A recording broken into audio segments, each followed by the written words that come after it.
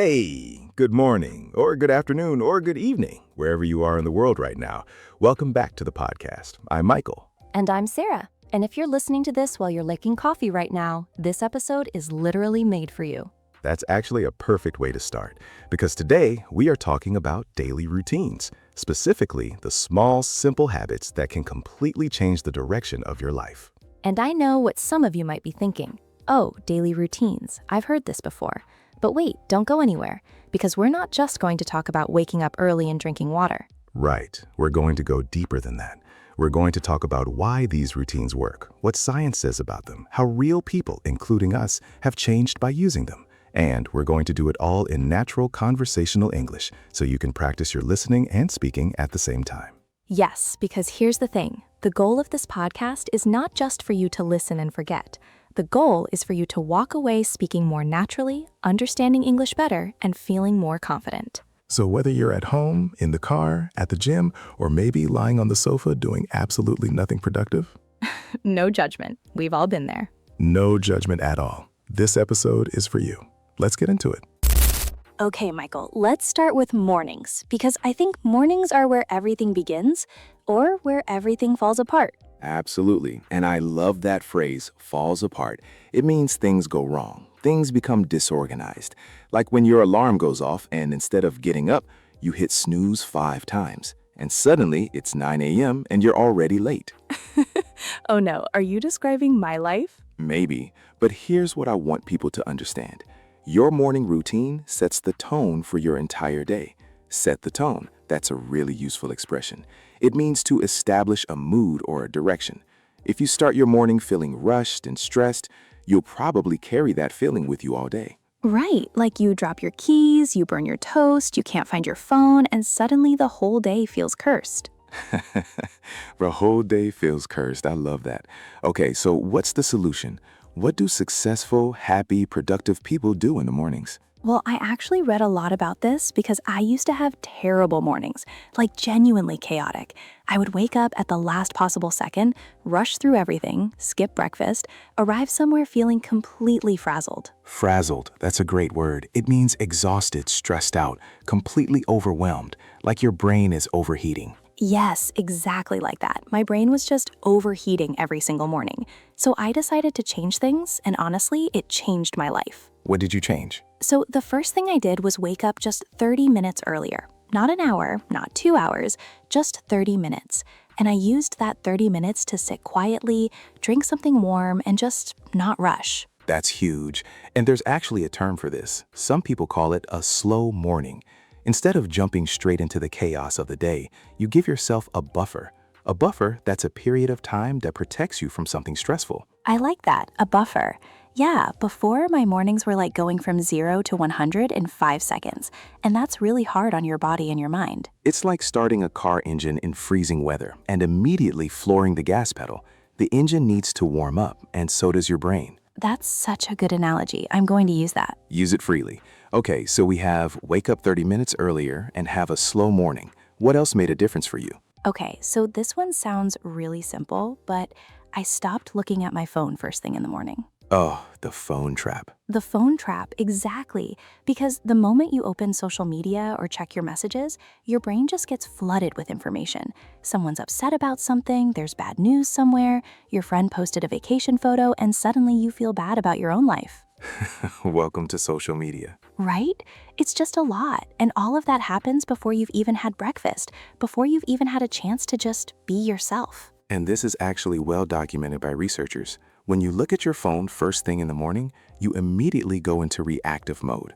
Reactive mode, that means you're reacting to other people's priorities instead of focusing on your own. Yes, so I started giving myself at least 20 minutes, or ideally an hour before I touched my phone, and it made such a difference. And for our listeners, here's a useful phrase. First thing in the morning. We use this a lot in English. I check my emails first thing in the morning. I make coffee first thing in the morning. It just means the very first thing you do when you wake up. Got it. So the question is, what's the first thing you do in the morning, Michael? Me? Honestly, I drink a big glass of water. That's it? That's the first thing. Because after sleeping for 7 or 8 hours, your body is dehydrated. Dehydrated means it doesn't have enough water. And drinking water right away wakes up your body, helps your digestion, and honestly just makes you feel more alert. Alert, meaning awake, aware, sharp. Exactly. And then after that, I spend about 10 minutes outside, just standing in the morning light or walking slowly around the garden. Oh, the morning light thing. I've heard about that. Yes, it sounds very simple, but morning sunlight actually signals your brain that it's daytime. It helps regulate your body clock. We call that your circadian rhythm, and it improves your mood, your focus, and even your sleep at night. Wait, morning light improves your sleep at night? That seems backwards. I know, but it works, because your brain uses light to know when to release melatonin, the sleep hormone. If you get light in the morning, your brain knows exactly when to make you sleepy at night. It's like setting an internal alarm clock. That's actually really fascinating. See, this is why I love talking to you. I always learn something. I'll take that as a compliment. It is a compliment. Okay, so let me just quickly recap. Recap means to summarize, to go over the main points again. Morning routine essentials: wake up a little earlier, have a slow morning without rushing, don't touch your phone first thing, drink water, and get some natural light. Did I get that right? You nailed it. And you nailed it is a very natural expression, meaning you got it exactly right. Perfectly done. Thank you. I'll use that one. Listeners, write that down. You nailed it. Okay, so let's talk about something that I think is really close to our listeners' hearts: learning. Specifically, building a daily learning habit. Yes, and this connects directly to learning English, right? Because so many of you listening are trying to improve your English every single day, and that's already a habit. You're already doing it right now. That's a great point. Listening to this podcast, that is your learning habit, and it's working. But let's talk about how to make it even more powerful. Okay, I have a question, because I know a lot of people struggle with this. They want to learn something new every day, a language, a skill, anything, but they feel like they don't have time. Right. And this is the biggest myth about habits, that you need a lot of time to build them. You don't. You need consistency. Consistency, that means doing something regularly, over and over without giving up. So it's better to study for 20 minutes every day than to study for 4 hours once a week. Exactly, every single time. Because your brain learns through repetition. When you do something regularly, even for a short time, your brain starts to build what we call neural pathways. Think of it like a path through a forest. The first time you walk through the forest, it's difficult. There's no clear path. But every time you walk the same route, the path becomes clearer, easier, more automatic. Oh, I love that image. So every time I listen to English, I'm making that path in my brain a little clearer. Precisely. And eventually, speaking English becomes as natural as walking on a well-worn path. Well-worn, that means a path that has been used many times and is very clear and easy to follow. Well worn. That's a great expression. Okay, so how do we build a daily learning habit without feeling overwhelmed? Great question. The key is what habit scientists call habit stacking. Have you heard of this? Habit stacking? No, tell me more. So the idea is simple. Instead of trying to add a completely new habit to your day, which is hard because you have to find time for it, remember to do it, build motivation, you attach the new habit to something you already do automatically. Oh, like if I already make coffee every morning, I could listen to an English podcast while I make coffee. Exactly. That's habit stacking. While I make coffee is your trigger. The new habit, listening to English, gets attached to the existing habit. And over time, making coffee and learning English become linked together in your brain. That's so smart. And it removes the need for willpower, right? Because you're not thinking, I need to find time to study English today. It just happens automatically. Right. Willpower is limited. We only have so much of it each day. But habits don't need willpower. They become automatic. That's the whole point. Okay, I'm going to ask our listeners a question right now. Think about this. What is one thing you already do every day, every single day without thinking, that you could attach an English learning habit to? Maybe driving to work, maybe lunch, maybe exercising. Think about it. Pause the podcast if you need to, and then come back. That's a great exercise. And speaking of exercises, Oh, was that a transition? That was smooth. I try. Let's talk about physical routines and why they matter so much. Okay, so I have to be honest here. I am not a gym person. Really? Really. I have a complicated relationship with gyms. I walk in, I look at all the equipment, I feel overwhelmed, and then I leave and eat a sandwich. That's a process? It's my process. But here's the thing. I know movement is important. I know it. My brain knows it. But knowing and doing are very different things. They really are, and there's actually a phrase for that. Knowing is not enough. And that's so true with exercise. Everyone knows they should move their body, but actually building that into your daily routine is where most people struggle. So how do you do it? How do you make movement a daily habit? So the first thing I always say is, don't think of exercise as a separate activity that requires going to a special place and wearing special clothes and spending an hour of your life.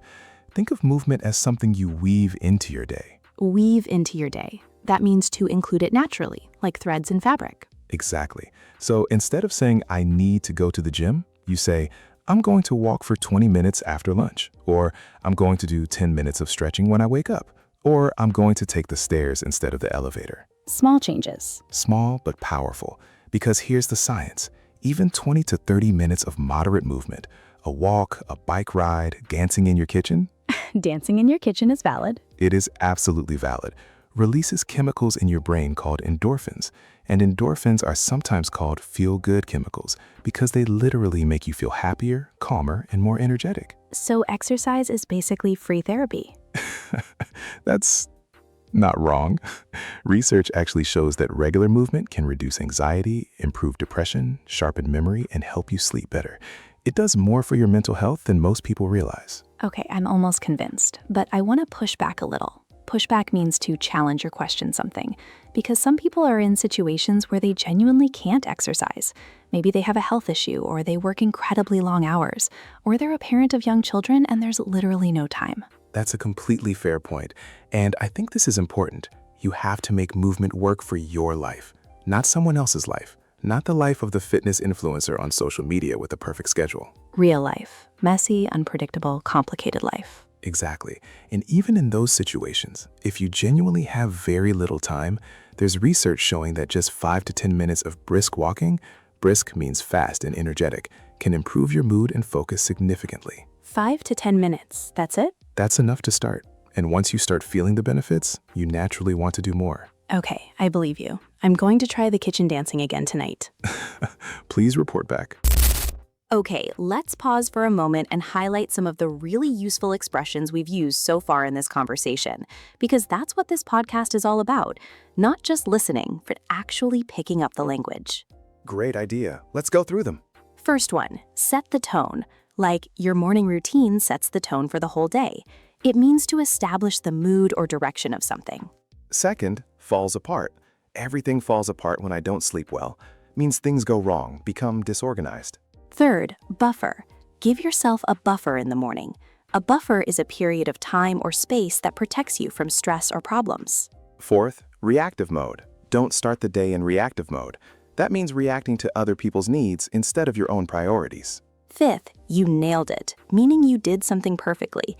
You explained that so well, you nailed it. Sixth, habit stacking. Attaching a new habit to an existing one, like listening to English while you cook. Seventh, weave into your day, to include something naturally in your daily routine. And eighth, pushback. To question or challenge an idea. I want to push back on that a little. These are all incredibly natural, everyday expressions.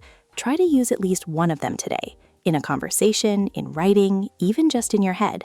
That's how you make vocabulary yours. Absolutely.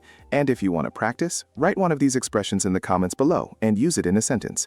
We read your comments and we love seeing your English in action. Okay, we've talked about mornings, we've talked about learning and movement.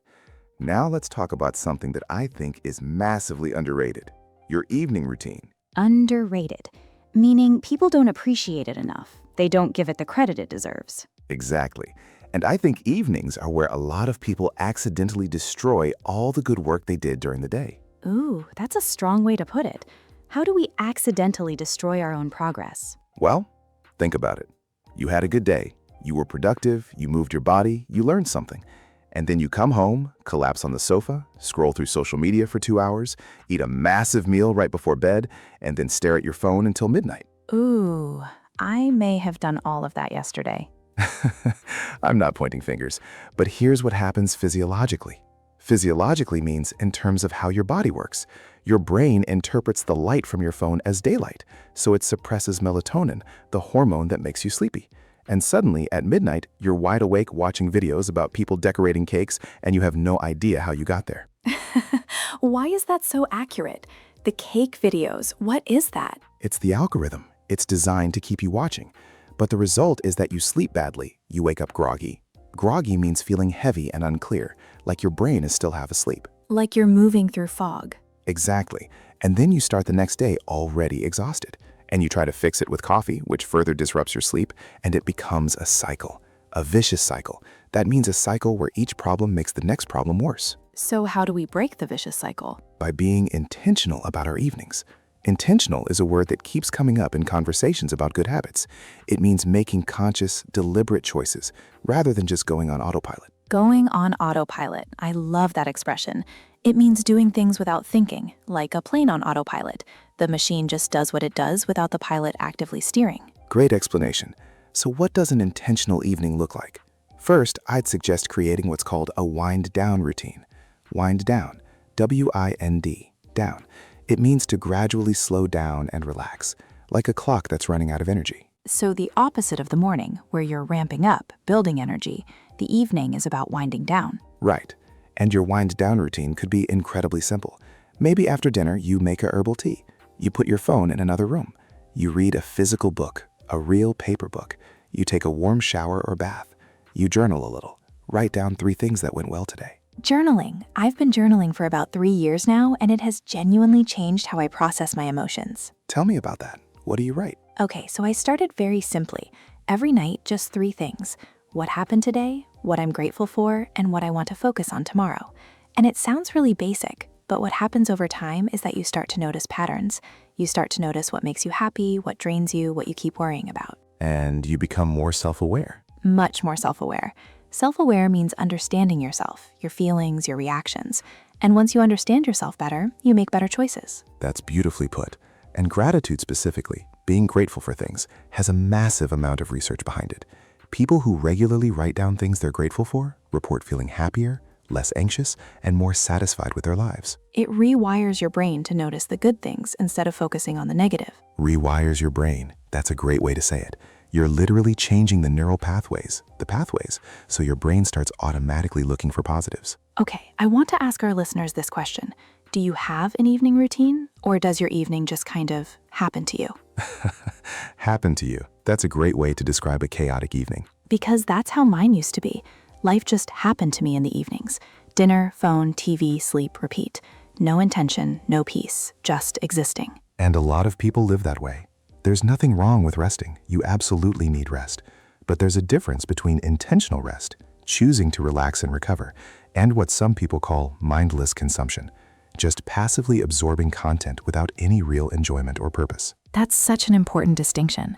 I think a lot of us feel tired and drained even after a long evening of watching TV, and that's because we weren't really resting. We were just numbing out. Numbing out. Great phrase. It means using distraction to avoid feeling your emotions. The antidote to numbing out? Actually feeling things. Journaling, talking to someone, going for a slow walk. I want to talk about something that I think is so important, but people don't always connect to daily routines, and that's mental health, taking care of your mind. Yes, and this is where I think routines become truly life-changing. Because a routine isn't just about productivity or performance, it's about feeling okay, feeling stable, feeling like you can handle what life throws at you. Handle what life throws at you. That's such a relatable phrase. Life throws things at us all the time. Unexpected problems, difficult people, disappointing situations, scary changes. And the people who handle those things best are usually not the toughest or the smartest. They're the ones with strong daily routines that keep them grounded. Grounded, it means feeling stable, calm, connected to yourself, not swept away by every emotion or problem. So routines create a kind of emotional anchor. Exactly, an anchor, something that keeps you stable when the water gets rough. I love that image. Okay, so what are some daily mental health practices that actually work? The one I always come back to is breathing, specifically intentional breathing. Now, before anyone rolls their eyes, I breathe all the time, Michael. yes, we all breathe, but most of us breathe very shallowly. Shallowly means not deeply, just short, surface-level breaths. And shallow breathing actually keeps your nervous system in a slightly stressed state. Really? Really, when you take slow, deep breaths, especially when you breathe out slowly, you activate what's called the parasympathetic nervous system. Don't worry about memorizing that. Just know that it's your body's rest and digest mode. It tells your brain, everything is okay. You are safe. You can relax. And this is actually what meditation does, right? At its core? At its core, yes. Meditation is essentially training your mind to focus, to observe your thoughts without getting swept away by them, and to breathe intentionally. I tried meditation a few years ago and I was terrible at it. My mind was everywhere. I was thinking about groceries and what I said in a meeting 3 years ago and whether penguins feel cold. Whether penguins feel cold, that's amazing. My brain is very busy. But here's the thing, that is meditation. Noticing that your mind has wandered and gently bringing it back. That's the whole practice. Your mind wanders, you notice, you return. Wander, notice, return. The returning is the exercise. Oh, I think I had the wrong idea about meditation. I thought you were supposed to have 0 thoughts. Everyone thinks that, and that's why so many people give up. I can't meditate, my mind is too busy. But a busy mind is not a failed meditation. It's just a mind that needs practice. That's really reassuring. Reassuring means it makes you feel better, less worried. And even 5 minutes of sitting quietly, breathing slowly, and trying to focus on your breath. 5 minutes can make a meaningful difference to your day. Another small habit with a big impact. Exactly. Small, consistent, intentional. These 3 words keep coming up because they're the key to any good routine. Okay, I want to talk about something that I think gets overlooked in conversations about routines and self-improvement, and that's connection, human connection. Oh, this is so important. Please go ahead. So most of the time, when people talk about daily routines that improve your life, they talk about you, your sleep, your diet, your exercise, your mindset, very individual things. But humans are social animals. We need each other. And I think maintaining connections with the people we care about should be a daily practice. And research completely supports this. There's a famous study from Harvard. It followed people for over 80 years. And the #1 predictor of happiness and health in old age was not money, not achievement, not even diet. It was the quality of personal relationships. The quality of relationships, not even the number of friends, the quality. Exactly. One deep, genuine friendship is worth more than 50 superficial ones. Superficial means on the surface level only, not deep or real. So how do you build connection into your daily routine? Because life gets busy, you lose touch with people, time goes by, and suddenly you realize you haven't spoken to someone you care about in months. Lose touch. That's a great expression. It means to stop communicating with someone over time. I lost touch with my university friends after graduation. Yes, and then you feel guilty about it, and so you avoid reaching out even longer, and then even more time passes, and It becomes a social debt you feel too embarrassed to pay back. exactly, a social debt. I've definitely had those. We all have. So the solution, and it's simple, almost embarrassingly simple, is to make small, regular contact with people you care about. A 2-minute voice message, a genuine "I thought of you today" text, a quick phone call while you're walking. So connection doesn't have to mean a long dinner or a big social event. It can be a small, quiet moment. It can absolutely be that. And actually, small, regular contact is often more meaningful than big occasional gatherings because it says, "You're on my mind. You matter to me. I'm thinking of you in my ordinary life, not just on birthdays." That's so beautiful. And honestly, when someone sends me a random message just because they thought of me, it genuinely makes my day. Makes my day. Means it makes me very happy. It's a gift, a tiny gift that costs nothing. So make reaching out to someone a part of your daily routine. Maybe while you're having lunch, maybe in the evening. Just a small connection every day. I love that. Okay, let's also quickly touch on means to briefly discuss, the idea of connecting with yourself. Self-check-ins. Yes. So throughout the day, just pausing for 30 seconds and asking yourself, how am I feeling right now? What do I need? Am I hungry, tired, stressed, excited? Just checking in with yourself. Because a lot of people, especially busy people, spend the whole day completely disconnected from how they're feeling. They push through everything, ignore all the signals their body is sending, and then collapse at the end of the day, wondering why they're so exhausted. Push through. That's a very common English expression, meaning to continue doing something even when it's hard or uncomfortable. I was exhausted, but I pushed through and finished the project. So sometimes pushing through is admirable, but sometimes it's actually harming you. Knowing the difference is wisdom. Hey, we just want to say quickly, if you're enjoying this conversation, if this podcast is helping your English and your life, please subscribe to the channel. It genuinely means the world to us. And leave a comment. Seriously, tell us one daily routine that has changed your life, or one you want to start. We read every single comment, and your comments help other learners too. If you have a friend who's learning English, share this podcast with them, because learning together is always better than learning alone. Always. Okay, let's keep going. We have a lot more to cover. Let's talk about planning, because I think this is one of the most underused tools in most people's lives. And I know some people hear planning and they think spreadsheets, color-coded calendars, hours of preparation. Not what I mean, not at all. I'm talking about something incredibly simple, spending 5 to 10 minutes at the start or end of each day just to clarify your priorities. Priorities, the things that matter most, that deserve your time and attention first. So it's like before the day starts, you decide what matters, instead of just reacting to whatever comes at you. Exactly. And there's an old saying, if you don't plan your day, someone else will plan it for you.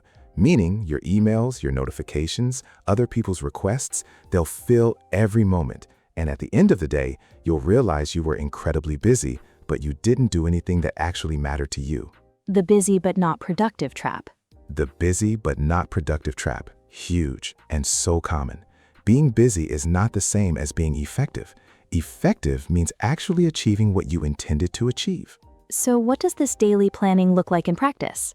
Very simple. Take a notebook or your phone if you prefer and write down 3 things, just 3.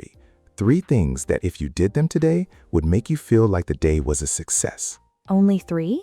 Only 3. Because when we write lists of 20 things, we feel overwhelmed before we even start, and we use our mental energy trying to decide what to do first. But 3 things? That's manageable. That's doable. Doable. Something that can actually be done, not overwhelming. Right. And once you finish those 3 things, you feel accomplished. Accomplished means you've successfully done what you set out to do. That feeling of accomplishment builds momentum. Momentum means energy and forward movement. And often you end up doing even more than you planned. I've actually experienced this. On days when I write down my top 3 things in the morning, I'm so much more focused. On days when I don't, I'm all over the place. All over the place. A great expression, meaning disorganized, scattered, unable to focus on one thing. That's me without a plan, all over the place, and somehow also exhausted despite doing nothing useful. That particular form of exhaustion is very specific and very real. Okay, I want to get into something that I think is really important, especially for our listeners who are trying to build new habits. And that's the difference between consistency and perfection. Oh, this is so crucial. Go ahead. So I think a lot of people, especially people who are motivated and have high standards, fall into this trap. They decide to build a new habit, they're excited, they do it for a few days, maybe even a few weeks, and then one day they miss. They skip it. They don't do it. And then what happens? And then they feel like they've failed, like they've ruined everything, like they have to start all over again from scratch. From scratch means from the very beginning, as if nothing was done before. The all or nothing mindset. Exactly. All or nothing. Either I do it perfectly or I've completely failed. And this mindset destroys more good habits than anything else. It really does. And the truth is, missing once doesn't matter. It's not missing once that breaks a habit. It's missing twice, and then 3 times, and then just quietly giving up. So the real skill is, what do you do after you miss? Exactly. The habit is not in the doing. The habit is in the returning. When you miss, and you will miss, everyone misses, you just return. As quickly as possible, you return to the habit. No drama, no guilt, no punishment. You just return. Never miss twice. I've heard that rule. Is that what you mean? That's exactly it. Never miss twice. Miss once? Okay, fine, human. But immediately the next day, you're back. You've maintained the chain. Maintain the chain like a chain of days. You don't want to break it by having 2 misses in a row. This is so relevant to learning English too. Maybe you miss a day of practice. That's fine. But if you miss 2 days, then a week, then a month, now you're losing ground. Losing ground, making less progress, slipping backwards? Yes. And the solution is not to feel guilty. Guilt doesn't help anyone learn. The solution is just to come back. Today. Now. Press play. I like that. Press play. Start again. Start again. Without judgment. With kindness towards yourself. Kindness towards yourself. I think this is actually one of the most underrated habits of all. Being kind to yourself. Not beating yourself up. Beat yourself up means to criticize yourself very harshly when things don't go perfectly. Because the way you talk to yourself matters enormously. If every time you make a mistake you say, "I'm so stupid, I'm useless, I can't do anything right," that becomes the story your brain believes about you. And it's usually not true. Almost never. But repeated enough, it becomes a belief. And beliefs shape behavior. If you believe you're bad at English, you won't practice because you expect to fail. If you believe you're capable of improving, even slowly, even imperfectly, you keep going. So the routine of speaking kindly to yourself is perhaps the most important routine of all. I genuinely believe that. It's the foundation everything else is built on. Okay, before we start wrapping up means getting ready to finish, I want to touch on 2 things that I think people often treat as optional, but are actually completely non-negotiable. Non-negotiable means you can't skip them. They're not optional, they are absolutely essential.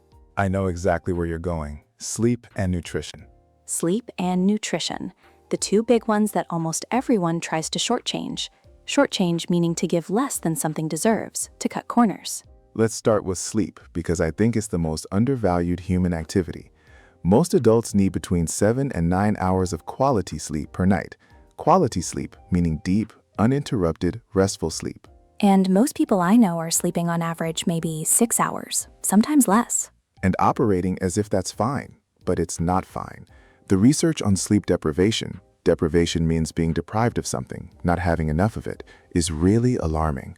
Even one night of poor sleep affects your memory, your decision-making, your emotional regulation, your immune system. Emotional regulation, the ability to manage and control your emotions. So when you don't sleep well, you're more reactive, more irritable, more anxious. You're more likely to argue with people, more likely to make bad decisions, less able to handle stress. And this is for one bad night. Chronic sleep deprivation, meaning regularly not sleeping enough over a long period, is linked to serious health problems. Okay, that's a bit scary. What can we do to sleep better? So the evening routine we discussed helps a lot. Limiting screens before bed, winding down, keeping your bedroom cool and dark. But also, try to keep a consistent sleep schedule.